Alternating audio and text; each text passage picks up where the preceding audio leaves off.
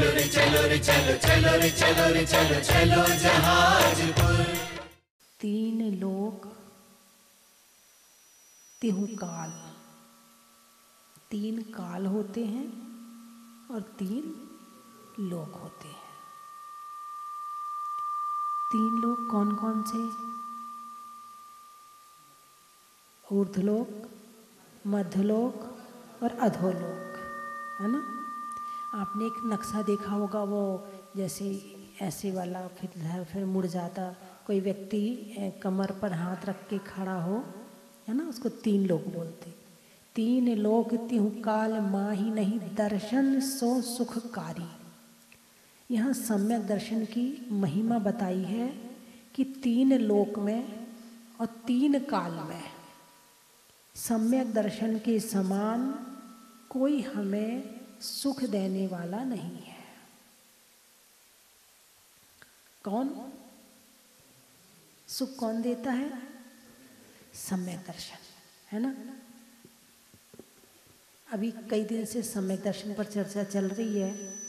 अभी उसकी व्याख्या तो अभी नहीं करेंगे, अभी उसकी महिमा गाएंगे कि तीन लोक में और तीन काल में उसके समान कोई सुख देने वाला नहीं है।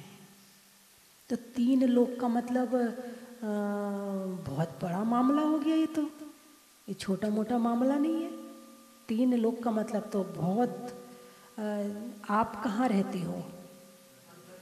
मध्यलोक में। मध्यलोक के जम्बूद्वीप में, जम्बूद्वीप के आर्यखंड में, आर्यखंड के भारत क्षेत्र में, भारत क्षेत्र के मध्य प्रदेश में, यूपी वाले यूपी कहेंगे, है ना, या उत्तर प्रदेश में। अच्छा, उत्तर प्रदेश के झांसी में, मध्य प्रदेश वाले कहेंगे सागर में, दतिया में, सोनागिर में, बुलंदशहर वाले, शिकारपुर वाले, है ना।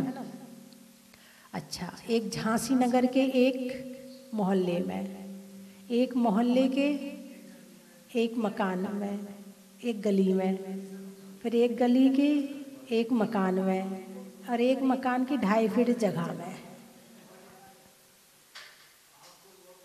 है। और तीन लोक कितना बड़ा है? जितना बड़ा अपना भरत क्षेत्र है ना, ऐसे कितने भरत क्षेत्र और हैं? 5 भरत, 5 ऐरावत और 5 विदेह क्षेत्र, जहाँ पर कर्म भूमि होती है ना। भरत क्षेत्र, ऐरावत क्षेत्र में षटकाल परिवर्तन है और विदेह क्षेत्र में हमेशा ही कर्म भूमि होती है। ठीक है। मध्यलोक हो गया। नीचे क्या है? अधोलोक। अधोलोक में क्या है? 7 नरक हैं। ठीक है। और 7 नरक के नीचे एक कलकल पृथ्वी है, उसमें निगोद है। ऊपर क्या है? स्वर्ग विमान है, वैमानिक देव रहते हैं, है ना। और 16 स्वर्ग हैं, 9 ग्रवैक हैं, 5 अनुत्तर हैं, 5 अनुदेश हैं। इतने विमान देवों के हैं। उसके ऊपर क्या है? सिद्ध शिला। उसके ऊपर क्या है? सिद्ध शिला। सिद्ध शिला में कौन रहते हैं? शुद्ध आत्मा।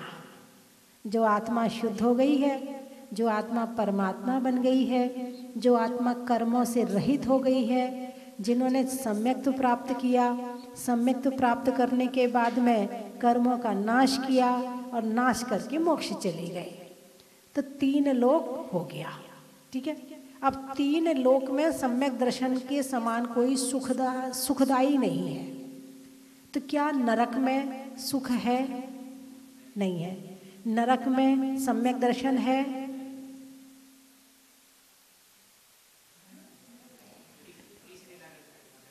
अच्छा, तीसरे नरक तक सम्यक दर्शन हो सकता है ये कोई जरूरी नहीं है, हो सकता है तीसरे नरक तक। अच्छा, और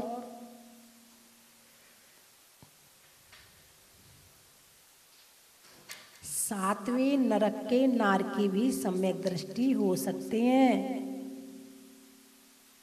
पहले नरक तक सम्यक दर्शन जैसे किसी ने प्राप्त किया और उसका नरक का बंध पहले हो गया था, फिर सम्यक दर्शन प्राप्त किया, तो वो केवल पहले नरक तक जाएगा, क्योंकि उसने बंध कर लिया था पहले। यदि नहीं किया होता तो वो नरक किस कारण से? सम्यक दर्शन। सम्यक दर्शन क्या करता है? वो 6 नरकों से बचा के केवल पहले नरक में वही कम आयु वाले में करके और जल्दी वापस बुला लेता है, और फिर जल्दी से सम्यक दर्शन जिसको मतलब हुआ है वो फिर मोक्ष भी जा सकता है।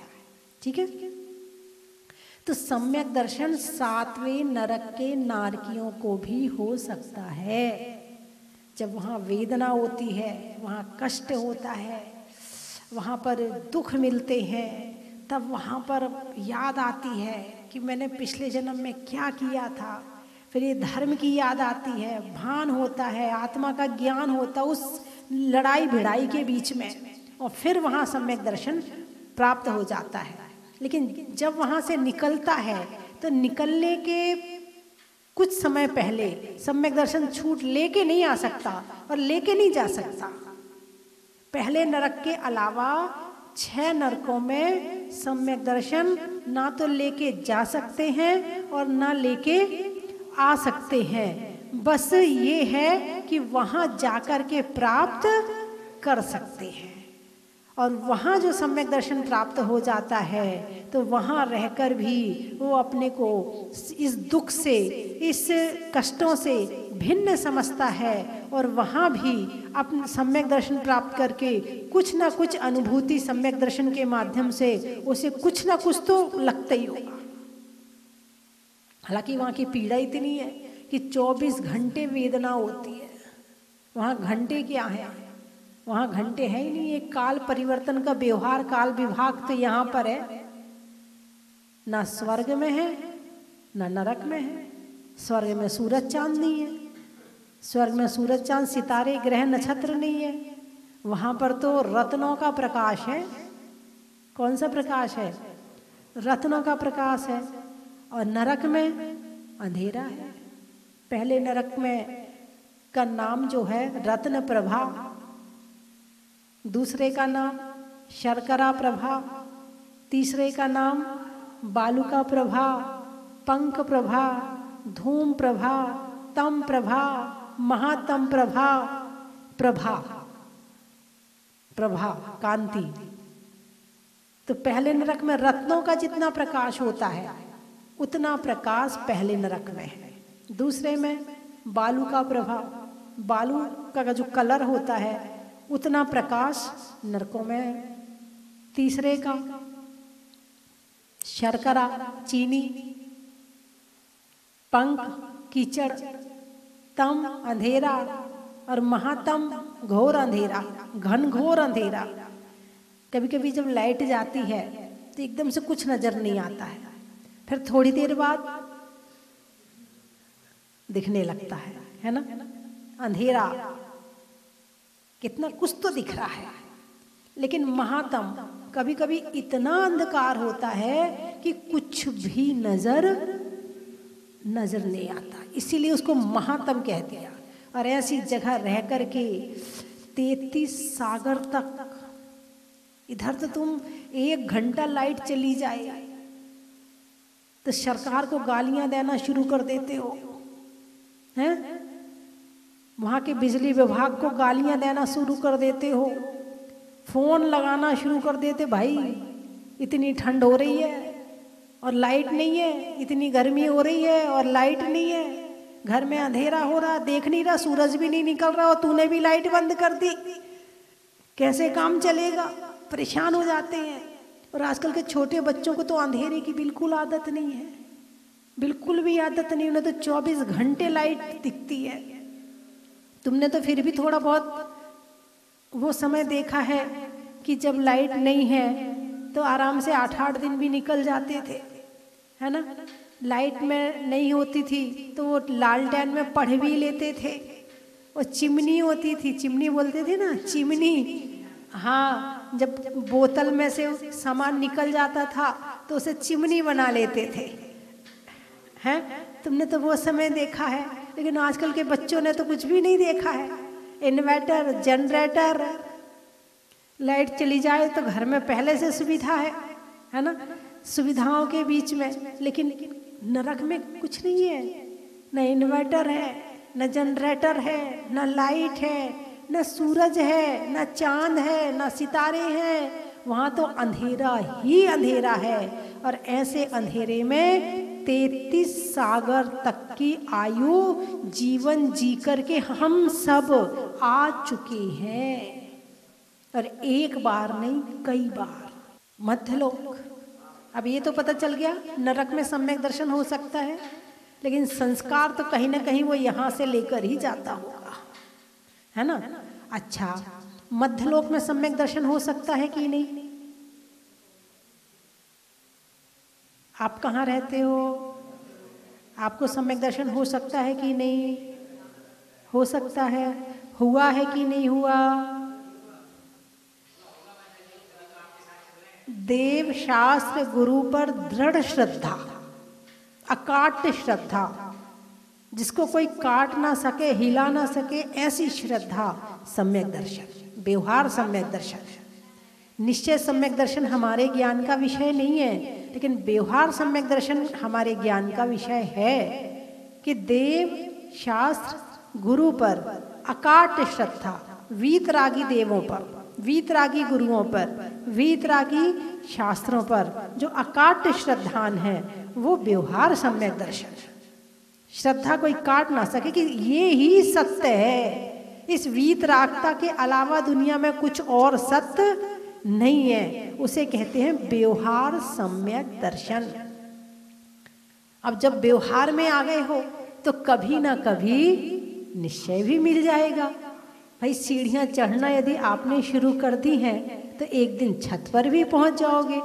और सीढ़ियां चढ़ी नहीं है, संगति ही प्राप्त नहीं है देवशास्त्र गुरु की, श्रद्धा ही नहीं है आपकी, पता नहीं ऐसा होता है कि नहीं होता, पता नहीं वैसा होता है कि नहीं, अभी भ्रम में ही पड़े हो, पता नहीं ये बात ठीक है कि नहीं है, तो समझना फिर अभी सम्यक दर्शन नहीं हुआ, अभी भ्रम में है। और सम्यक दर्शन प्राप्त करने के लिए MA BA करने की जरूरत नहीं है, अक्षर पढ़ने की जरूरत नहीं है। जिन्हें किताब पढ़नी नहीं आती ना, जिन्हें अक्षर पढ़ना नहीं आता ना, सम्यक दर्शन उन्हें भी हो सकता है। नरक में कोई पाठशाला नहीं है, नरक में कोई स्कूल कॉलेज नहीं है कि भाई वहाँ कोई सिखाता हो बैठ के। यानी ये जो लौकिक पढ़ाई है ना, ये लौकिक पढ़ाई की कहीं कोई संबंध नहीं है सम्यक दर्शन से। सम्यक दर्शन का संबंध तो सीधे सीधे श्रद्धा से है। कोई बिना पढ़ा लिखा प्राप्त कर ले, त्रियंच प्राप्त कर ले, हाथी प्राप्त कर ले, घोड़ा प्राप्त कर ले, बंदर प्राप्त कर ले, देवता प्राप्त कर ले, स्वर्ग चले जाओ, स्वर्ग में भी सम्यक दर्शन की महिमा है। और सम्यक दृष्टि जीव यदि सम्यक दर्शन है और आयु बंध नहीं किया है तो स्वर्ग ही जाएगा, कहीं और नहीं जाएगा। यदि सम्यक दर्शन प्राप्त हो गया और आयु बंध नहीं किया है तो ये सम्यक दर्शन स्वर्ग के सुखों में ही ले जाके बेचता है सीधे, और कहीं नहीं बेचता। हाँ, पहले बंद कर लिया हो यदि किसी ने कि त्रियंच गति का बंद कर लिया है और फिर सम्यक दर्शन प्राप्त किया है तो वहां भी साथ तो निभाएगा। क्या करेगा? उसे भोग भूमि का त्रियंच बनाएगा। कहाँ का बनाएगा? भोग भूमि का, जहाँ उस त्रियंच को कोई कष्ट नहीं होगा, ना खाने का, ना पीने का, ना किसी के डंडे पड़ेंगे, ना उसे मार सहन करनी पड़ेगी, ना उसे ये जो सर्दी गर्मी बरसात की बाधाएं ना वो भी सहन नहीं करनी पड़ेगी। और यदि किसी मनुष्य ने सम्यक दर्शन प्राप्त बंद कर लिया, मनुष्य आयु का बंद कर लिया है और फिर सम्यक दर्शन प्राप्त किया है तो भोग भूमि जाएगा। भोग भूमि जानते? भोग यानी सुख, इंद्रिय सुख, जहां पर बिना मेहनत के मिल जाए, कमाने की जरूरत ना पड़े, स्कूल ना जाना पड़े, फैक्ट्री ना खोलनी पड़े, जॉब ना करनी पड़े, और सारे साधन आराम से मिल जाए, खाने का, पीने का। परसों मैं विचार कर रही थी कि भोग भूमि में भोजन, भोग भूमि में भोजन बिन मेहनत के मिल जाता है, लेकिन खाते कितना है। शरीर तो है 3 कोस का। प्रथम उत्तम भोग भूमि में भोजन कितना, हर्र, बहेड़ा, आंवला। हर्र, हरड़ जानते ना, इतनी सी होती वो काली काली, वो गैस के लिए जब है ना, तो हरड़ के बराबर। उत्तम भोग भूमि के जीव कितना भोजन करते हैं, एक टैबलेट समझ लो आपकी। मध्यम भोग भूमि के बहेड़ा, थोड़ा सा और बड़ा हो गया। और जघन्य भोग भूमि के आंवला। उत्तम भोग भूमि के जीव 3 दिन में 1 बार, 1 टैबलेट खाओ 3 दिन फ्री। जो मध्यम भोग भूमि के हैं वो 2 दिन में 1 बार, और जो जघन्य भोग भूमि के हैं, तीसरे काल के मनुष्य हैं, वो 1 दिन में 1 बार। 3, 2 और 1। और चतुर्थ काल के मनुष्य 1 दिन में 2 बार। और पंचम काल के मुंह ही बंद नहीं होता, और कुछ ना मिले तो वो क्या कहते हैं, वो चिंगम, उसमें मुंह चलाते रहते हैं, बोले माइंड एक्टिव रहता है। और यदि कुछ ना मिले तो गुटखा। अब खाना खा लिया, अब पेट तो भर गया है, लेकिन मुंह खाली ना रहे, मुंह भरा रहे। पेट भरने को क्या चाहिए, रोटी, और मुंह भरने को गुटखा है। कुछ ना हो तो मुंह में कुछ होना चाहिए। तो मन में ये विचार आया कि भाई ये जो भोजन की सामग्री मिलती है, ये किसके उदय में मिलती है, पुण्य के उदय में, है ना। लेकिन भूख लगती है वो किस उदय में लगती है, असाता वेदनी कर्म। असाता पाप प्रकृति है, पाप के उदय में भूख लगती है, और पुण्य के उदय में भोजन की सामग्री मिलती है ना। तो अब ज्यादा भूख लग रही है और ज्यादा दिन भर खाए जा रहे तो ये पुण्य का उदय है कि पाप का उदय है। भाई उत्तम भोग भूमि, 3 कोस का शरीर, कितना, 3 कोस। 500 धनुष तो चौथे काल का मामला है। 500 धनुष तो बाहुबली भरत चक्रवर्ती आदिनाथ भगवान का था। 3 कोस मतलब उससे 4 मान लो, तो 3 कोस का शरीर, और भोजन कितना, 1 टैबलेट, 1 हर्र बहेड़ा आंवला, ठीक है। 2 कोस का शरीर, भोजन कितना, बहेड़ा। 1 कोस का शरीर और भोजन कितना, आंवला। और 500 धनुष का शरीर, वहां भी कमी खाते होंगे। यानी जो ज्यादा खाने का मामला है ना, वो ये सारे ये इसी में ही है, जो खाने में सुख मानते हैं। यदि खाने में सुख होता तो स्वर्ग के देवता खूब खाते, लेकिन खाने में सुख नहीं है, त्याग में सुख है, नहीं खाने में सुख है। खाना एक आकुलता है और नहीं खाना एक निराकुलता है। और सुख किसमें है, निराकुलता में सुख है। अभी आप यहाँ बैठे हो तो आप शांति महसूस हो रही कि नहीं, कोई आकुलता आपको, और बस यहाँ से उठते ही ठंड बहुत, चलो चाय पकौड़ी, आज तो बिहार करवा के ठंड बहुत हो रही है, बिहार करवा के आए हैं, झांसी वाले, सागर वाले, दतिया वाले और शिकारपुर वाले, सोनागिर वाले, धौलपुर वाले, आज बिहार सबने करवाया, ठीक है। थक गए होंगे, अब थोड़ा कम खाओगे, थोड़ा ज्यादा खाओगे, हैं, आकुलता। तो स्वर्ग के देवता मतलब खाते नहीं है, जितनी आयु होती है उतने पक्ष बाद उनके गले में अमृत झर जाता है।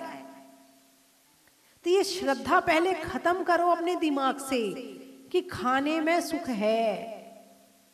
इसलिए वो छोटे बच्चे से लेके और बड़े बूढ़े तक देखो, जो देखो भाई आज थोड़ा ना ये बना दिया, आज बारिश हो रही है, आज थोड़ा ये कर दे, आज ऐसा, मतलब घूमने जाओ तो सबसे पहले खाने का मामला, गाड़ी में बैठेंगे तो फ्री है ना, रोज जितना खाते तो उससे दुगना खाते हैं? कोई काम नहीं है तो दिमाग कहाँ जाएगा? खाने में जाएगा। तो दिमाग को अच्छे काम में बिजी रखो ताकि दिन भर खाना खाना याद ना आए। प्रभु भक्ति में आलसी, भोजन में होशियार, तुलसी ऐसे नरन को बार बार धिक्कार। नहीं, मैं नहीं कह रही, तुलसीदास जी कह रहे हैं। तुलसीदास जी कह रहे हैं, मैंने थोड़ी कहा है। क्या कह रहे हैं? प्रभु भक्ति में आलसी। अभी कहे जरा भक्तांबर पढ़ो बैठ के, जरा ये करो, बस जाना जरूरी जाना है। अच्छा भाई सब रुको 5 मिनट, गरम गरम अभी समोसे बन के आ रहे हैं। हाँ ठीक है, अब जाना ही तो है, ठीक है, खा के ही चले जाएंगे। धर्म का मामला आ जाए, नहीं नहीं आपके लिए नहीं कह रहे हैं, हाँ है ना, धर्म का मामला आ जाए तो प्रभु भक्ति में आलसी और भोजन में होशियार। अभी कहेंगे भाई 2 किलोमीटर मंदिर है, जाओ दर्शन कराओ, नहीं नहीं इतनी ठंड है हम नहीं जाएंगे। अरे थोड़ी देर बाद एक दोस्त आया, भाई चल वहां गरम गरम पकोड़े मिलते, 3 किलोमीटर दूर है वो होटल, चल। पकोड़े खाने के लिए वो 3 किलोमीटर जा सकते हैं, लेकिन मंदिर भगवान के दर्शन करने के लिए वो 1 किलोमीटर भी नहीं जा सकते हैं। इसका मतलब ये हुआ कि जो जिसके लिए होटल पास है और मंदिर दूर है, उसके पास सम्यक दर्शन दूर है, उसके लिए धर्म दूर है, आत्मा दूर है, परमात्मा दूर है। और जो आत्मा परमात्मा और धर्म से दूर है वो खुद से दूर है। तो सम्यक दर्शन बिल्कुल सही रास्ता दिखाता है, हर वस्तु का सही परिचय करवाता है। भोजन क्या है, शरीर क्या है, आत्मा क्या है, परमात्मा क्या है, जीव क्या है, पुद्गल क्या है, रिश्ते क्या हैं, धर्म क्या है, ये सब बिल्कुल क्लियर कर देता है। और जब बात क्लियर हो जाती है, दूध का दूध और पानी का पानी, और फिर जो श्रद्धा होती है, तो उस श्रद्धा को काटने में दुनिया का कोई व्यक्ति समर्थ नहीं है। एक बार श्रद्धा दृढ़ हो जाए, बस हो गया सम्यक दर्शन। अभी मैं आपको घर छोड़ने नहीं कह रही, अभी मैं आपको दीक्षा लेने नहीं कह रही, अभी मैं आपको कुछ त्याग करने नहीं कह रही, ना भोजन का त्याग करने कह रही हूं। केवल श्रद्धा बनाओ कि सत्य क्या है, केवल श्रद्धा बनाना है। आप दो बार खा रहे, 2 बार खाओ। आप 3 बार खा रहे, आप 3 बार खाओ। आप सर्दी में रजाई ओढ़ के सो रहे, रजाई ओढ़ के सो। मैं अभी त्याग करने का तो नाम ही नहीं ले रही हूं। केवल आप अपनी श्रद्धा को मजबूत बनाओ कि श्रद्धा क्या है, और श्रद्धान किस पर करना है, और श्रद्धान कैसे करना है, और सत्य क्या है, वो ये सम्यक दर्शन। और ऐसी श्रद्धा लेकर एक सम्यक दृष्टि जीव कहता है, जग के दुख की तो परवाह नहीं है, स्वर्गे सुख की भी चाह नहीं है, मैं तो जामने मरणे होवे ऐसा यतन पारस प्यारा, मैटो जी संकट हमारा। क्या कह रहे हैं? जग के दुख की तो परवाह नहीं है और स्वर्ग सुख की भी चाह।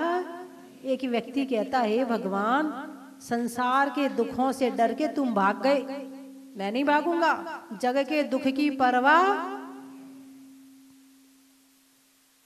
जितने देना है दे दो, हमें तो आदत पड़ गई। और स्वर्ग के सुख की भी चाह नहीं है, काम ही नहीं कर रहे हैं ऐसा कि स्वर्ग मिले। इसलिए पहले कह दो, भगवान सही है जो मैं बोल रही वो सही है, नहीं है। ये सम्यक दृष्टि जीव की बात है कि सम्यक दृष्टि जीव चाहे मध्यलोक में रहे, चाहे ऊर्ध्वलोक में रहे, चाहे अधोलोक में रहे, वो कहता है सम्यक दर्शन के साथ में नरक भी मंजूर है और मिथ्यात्व के साथ मुझे स्वर्ग भी नहीं जाना है, क्योंकि उसने सत्य देख लिया है। अब वो कहीं रहेगा, उसे कहीं अंतर पड़ने वाला नहीं है। अब जैसे एक बच्चा है, पहले के समय मिट्टी के गुड़िया चलती थी मिट्टी की, और खेलते खेलते टूट जाती थी, तो जब बच्चा होता था क्या होता था, बच्चा तो रोने लगता था, मेरी गुड़िया टूट गई, मेरी गुड़िया टूट गई। ठीक है, वहीं पर एक बूढ़ा व्यक्ति बैठा है, वो रोएगा क्या? क्यों नहीं रोएगा? गुड़िया तो खिलौना है, मिट्टी का है, इसका तो काम ही क्या था, टूटने का था ही, आज नहीं तो कल टूटती, टूटना तो इसको था ही, और टूट गई तो टूट गई भाई, कोई बात नहीं, दूसरी ले आएंगे। वो बड़ा है, वो समझदार है ना? अच्छा, जब ये शरीर में से आत्मा उड़ जाए तो फिर कौन रोता है और कौन नहीं रोता है? जो सम्यक दृष्टि होता है तो जानी था इसको, तो आज नहीं तो कल जानी था, इसका तो नियम था, सत्य था ये, और श्रद्धान उसका मजबूत है। अब रोने से क्या फायदा है? ये क्रम, ये संसार तो ऐसे ही चल रहा है और अनंत काल से ऐसे तो घूमे जा रहे हैं। ऐसा ज्ञान और दृढ़ श्रद्धान, उसका नाम है सम्यक दर्शन। श्रद्धान का, किसका नाम? श्रद्धान का। वो कहता है कि भाई कल का जाने वाला आज चला गया।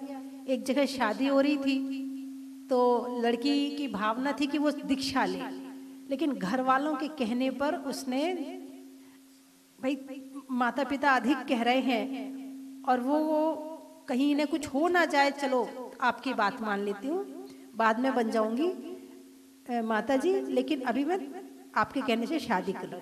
अब वो शादी के मंडप में बैठी तो दूल्हे को एक सर्प ने काट लिया, फेरे पड़ रहे थे और उसे सांप ने काट लिया। सांप जहरीला ज्यादा था, वो वहीं मर गया। अब सारे रो रहे हैं लेकिन वो लड़की नहीं रो रही है। नहीं नहीं, वो कल के जाने वाला था, आज चला गया, जाना तो था ही।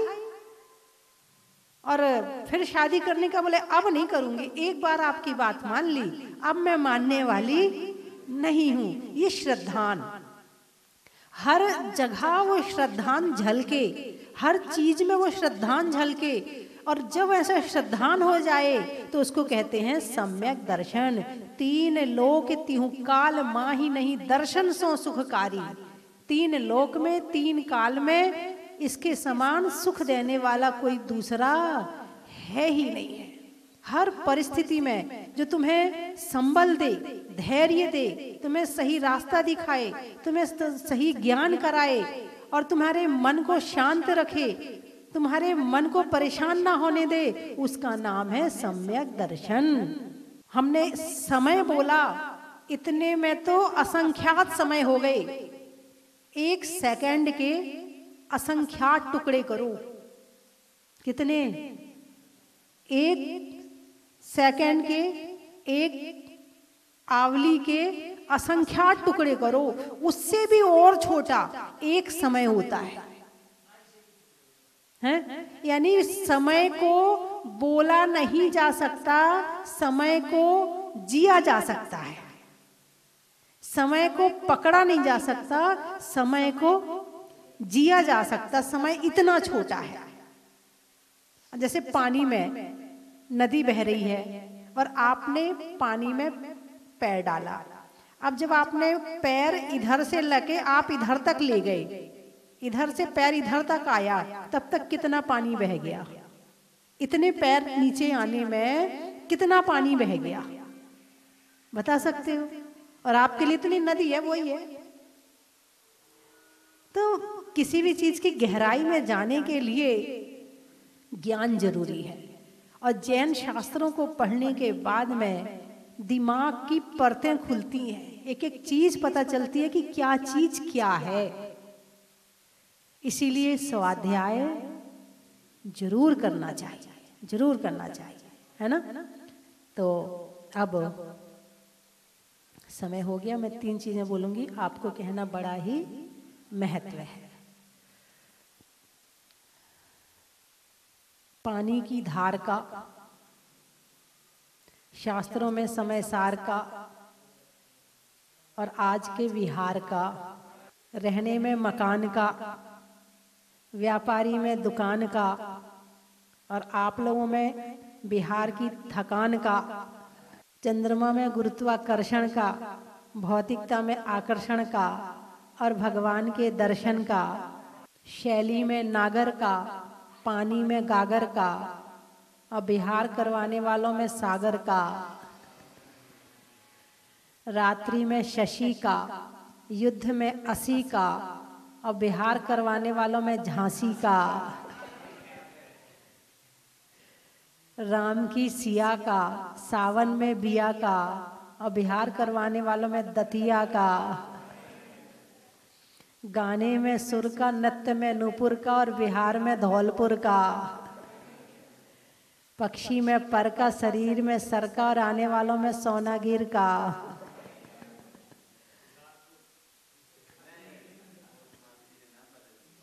हाँ, देवों में असुर का, रिश्तों में ससुर का और आने वालों में श्रृंगारपुर का।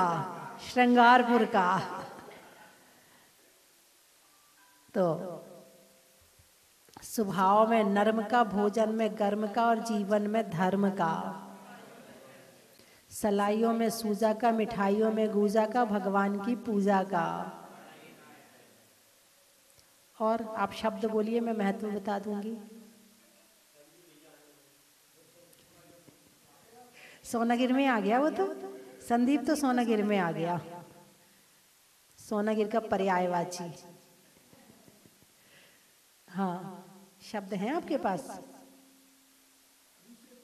अभिषेक, मनुष्यों में नेक का, आत्मा में एक का और करने में भगवान के अभिषेक का।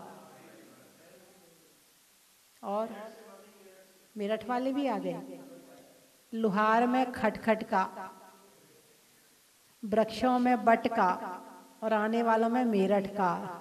कर्म, जीवन में धर्म का, भोजन में गर्म का और आने जीवन में अच्छे कर्म का। स्वाध्याय, हाँ अब अच्छा आया। पढ़ने में अध्याय का, पंच परमेष्ठी में उपाध्याय का और करने में प्रतिदिन स्वाध्याय का। बोलिए 24 भगवान की।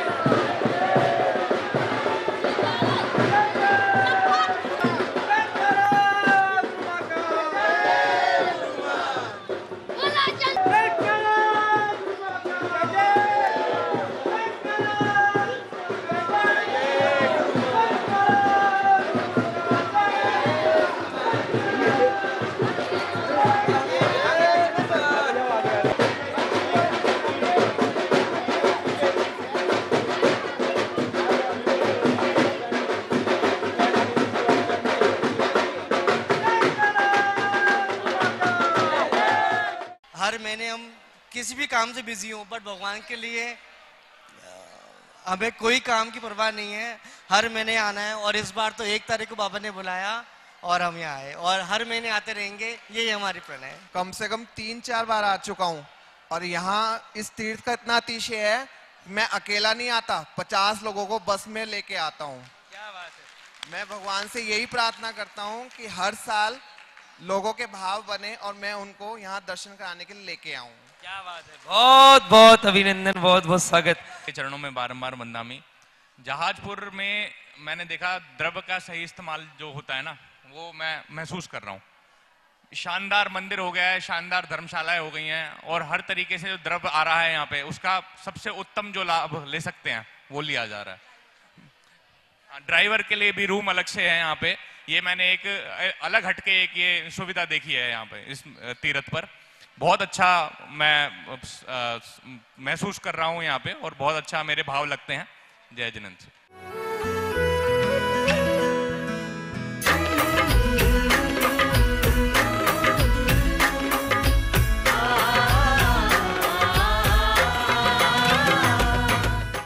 की थाल को सजाओ रे आज, रत्नों की थाल को भर लाओ रे आज। आओ आओ करे रे गुणगान आरती भगवन की। आओ आओ करे गुणगान आरती भगवन की। आओ आओ करे रे गुणगान आरती भगवन की।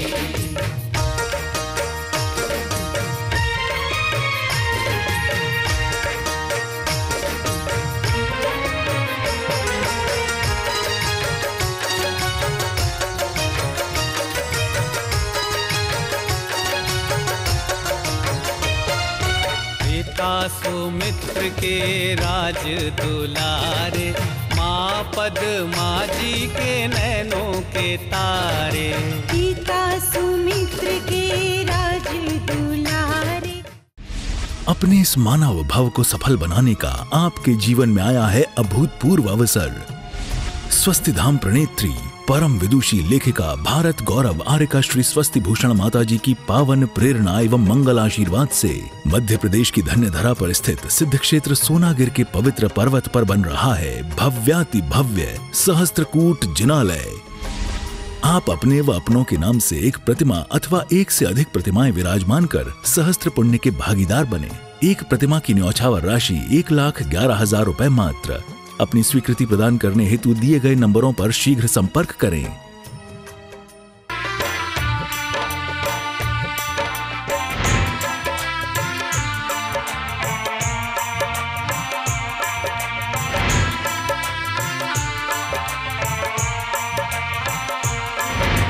चलो रे चलो रे चलो चलो रे चलो रे चलो चलो जहाजपुर।